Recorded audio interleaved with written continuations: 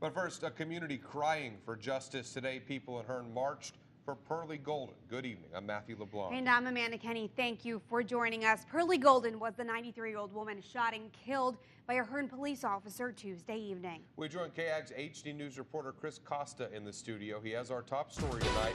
Chris, there were a lot of people who showed up to protest. Matthew and Amanda, more than 100 people from Hearne marched through the streets to the front door of the police office.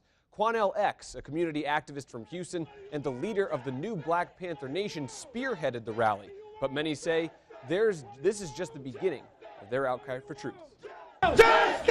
What do we want? Justice! What do we want? Justice! This is what the people of Hearne are calling for after the death of 93-year-old Pearlie Golden.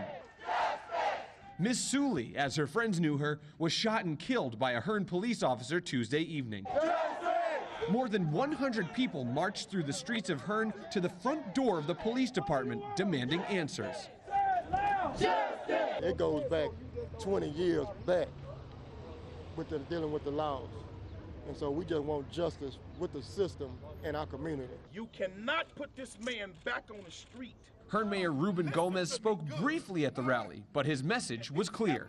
The community has lost confidence in this officer. That's right. And that's something that the city of Hearne does not want to have employed. Right. If you see him, protect yourself. While the chants were for justice, their overall message was peace. We got to stand up and rise up and say enough is enough, and we must not give him a third opportunity. We want him indicted, we want him arrested, we want him prosecuted, and we no longer want him with a badge or a gun in the city of Hearne, Texas, or anywhere else in Texas. We can get justice done instead of getting justice inside the community. We need to get it outside of the community too.